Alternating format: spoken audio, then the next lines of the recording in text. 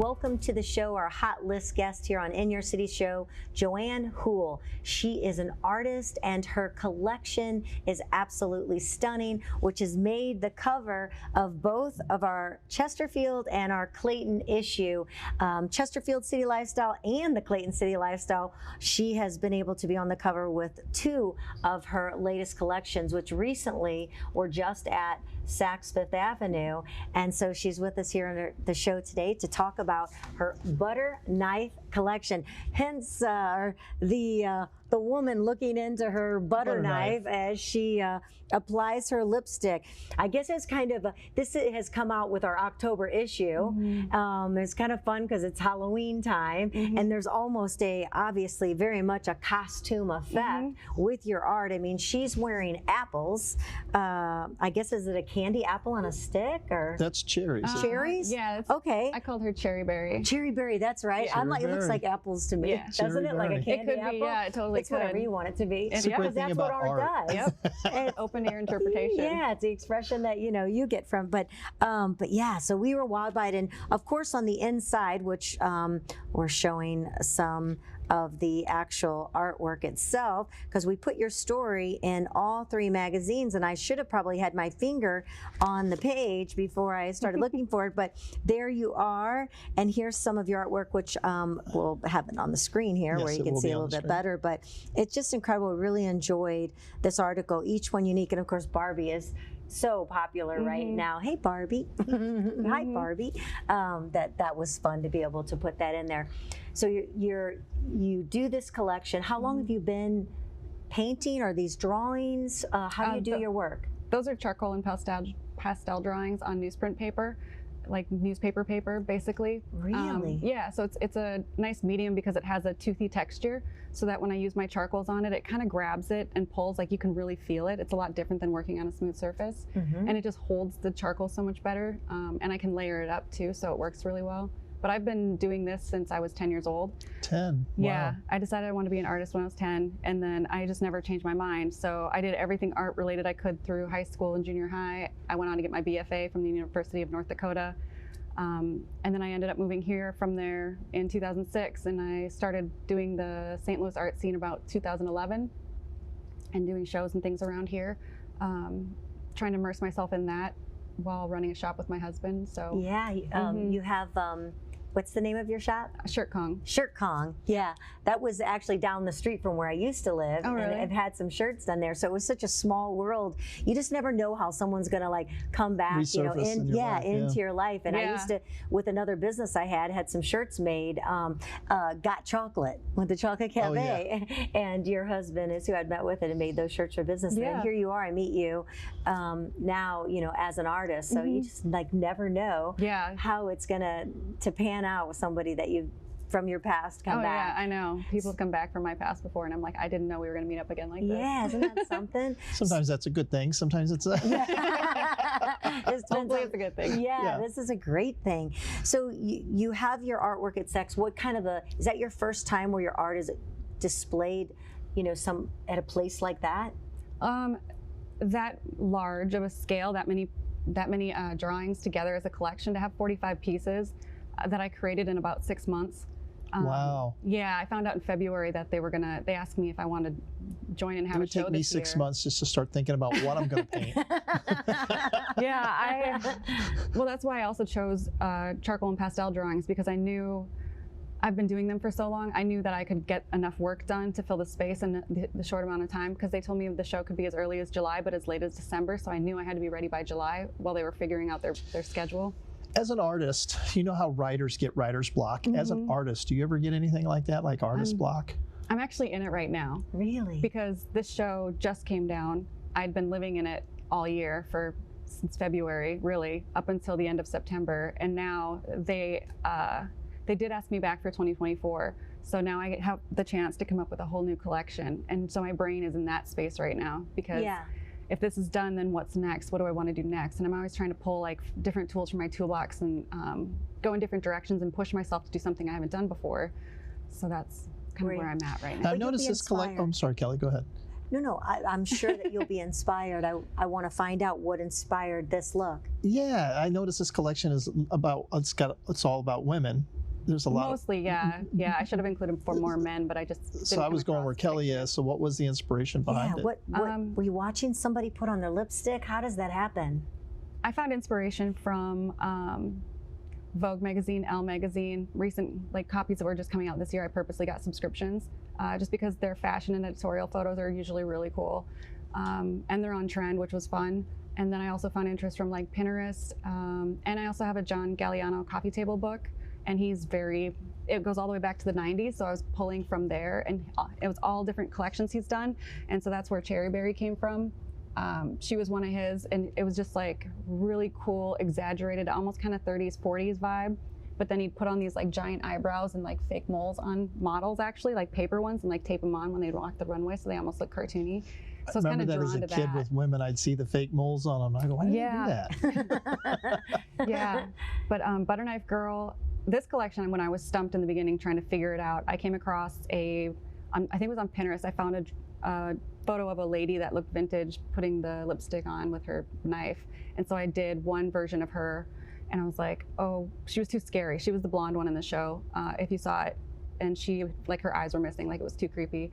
I couldn't go in that direction. And so I redrew her this way. And once I did this one, she kind of was the mom to everybody else at the show. Once I had her done, it clicked. I was like, I could go in a fashion direction with this. It's perfect for Saks anyway.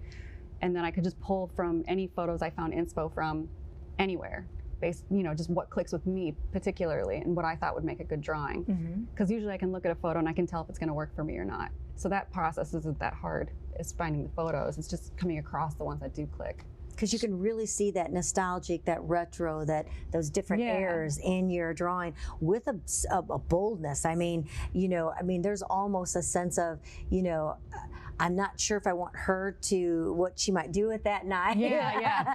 And she's definitely in charge. Yeah. And don't touch my lipstick. Yeah. But, there's a sense of real power behind them at the same time, which is really... I know the hand on the hip, it's kind of look at me. You know? Yeah. But a sense of almost a little bit of a clown effect, you know, with the way the makeup, with retro. And of course, I saw apples and cherries is what I was supposed to see. But, you never know what my brain might come up with. And then even Barbie, very retro. Everything has that style. And you are a bit nostalgic yourself with, the way your art. I think creative people have a real sense of flair to their design. I think that's so cool. I mean, you just kind of, what'd you say to the gentleman earlier? It's be you. You're so Oh, you. yeah. I'm trying. I feel like I'm still figuring it out. I think we all do. Yeah, I still feel if you get to see me in the 80s versus today, it's you can tell I haven't figured it out yet. I'm still trying to go along. But you still have a sense of flair. That's probably pretty quiet to what you just normally. No spandex. No midriff, no spandex, and no Aquanet in my hair, So. But I think we're all evolving, and I love that. You're you were talking about your haircut. That started back when you first put up your art show, or your. I'm sorry, I shouldn't call it an art show. It's a art exhibit. Art exhibit. That's a better word. Art show sounds like I don't know, they but both exhibit. Work. Yeah, and that you've been getting your sense of style. It's almost like you're painting yourself as you're moving along. I think I just feel an immense sense of pressure to try to project who I feel like I am right now and to figure out where I want to go with my art, because it is in the public more right now.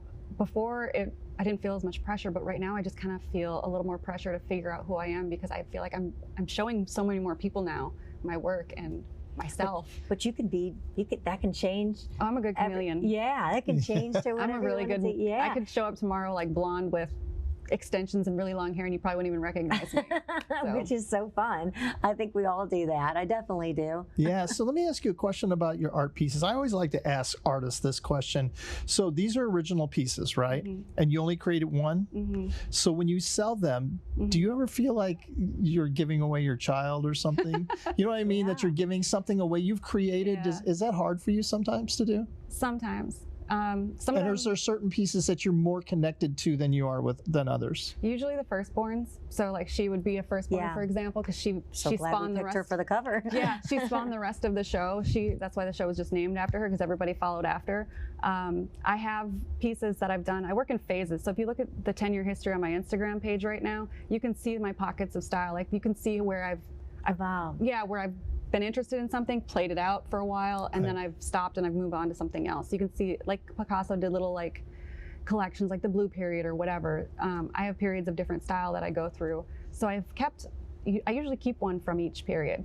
So I'm like, when I'm 80, I could have an art show of just the firstborns if I wanted to, and you could probably go in order of my style. Like it'd be kind of cool to see. That would be really, that'd So be, sometimes, yeah, or if it's a commission piece and say I end up really liking that commission piece, but it's a commission piece, so it has to leave. Sometimes I'm a little sad about that because I'm like, I really like the way this turned out. right. But- That would be hard to let go. But I'm always changing, so I don't also want to hold on to my artwork, because that's why I don't have any tattoos of my own work on myself. I mean, I have like a full sleeve and tattoos all over, but none of it's really mine because my style changes and I don't want to get stuck with something that I've moved on from. You mentioned change. With the changing of yourself and your art pieces throughout the years, what part does technology play in art today? I mean, as far as creating the art, do you use any, like, besides just handheld stuff, do you use technology?